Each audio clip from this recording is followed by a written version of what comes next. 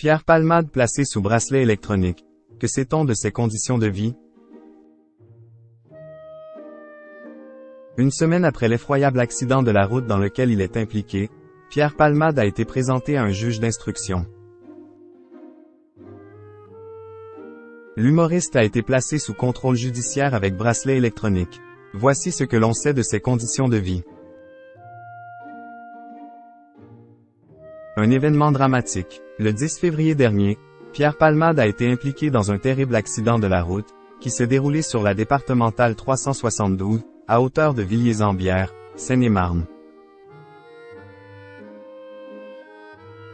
L'humoriste s'est déporté de sa voie, avant de percuter un autre véhicule.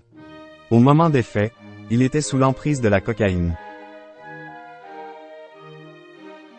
Dans le véhicule qu'il a percuté, se trouvaient 3 personnes, qui ont été sérieusement blessées. Une femme enceinte qui a perdu le bébé, un jeune enfant de 6 ans et le papa du garçon né.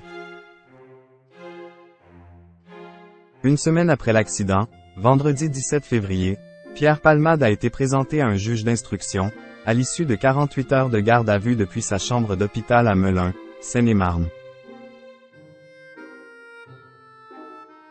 Poursuivi pour homicide et blessures involontaires, il a été mis en examen par le juge des libertés et placé sous contrôle judiciaire avec bracelet électronique. Vendredi, le parquet a fait savoir qu'il serait admis le jour même à l'hôpital Paul Brousse de Villejuif, Val-de-Marne. Ce samedi 18 février, en ouverture du journal télévisé de 10 heures diffusé sur BFM TV, quelques informations ont été données concernant ses conditions de vie. Des soins médicaux psychiques et physiques. Pierre Palmade a passé sa première nuit au sein d'un service d'addictologie de cette structure médicale, comme l'a relaté une journaliste de BFM TV.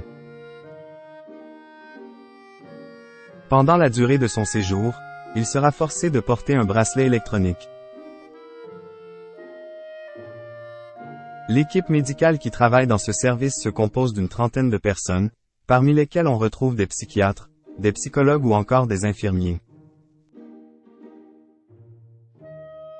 Comme l'a souligné notre consoeur, l'objectif premier est d'apporter au comédien une aide dans son combat contre l'addiction aux drogues.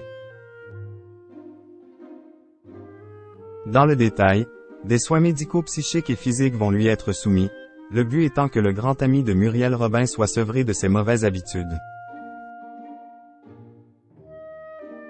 Son addiction ne date pas d'hier, puisque l'artiste avait déjà été condamné par le passé. Vendredi 17 février, sur le plateau de TPMP, C8, un jeune homme nommé Homer, neveu du conducteur de la voiture percutée par Pierre Palmade et de la femme qui a perdu son enfant, a réclamé une justice parfaite et que l'humoriste soit condamné.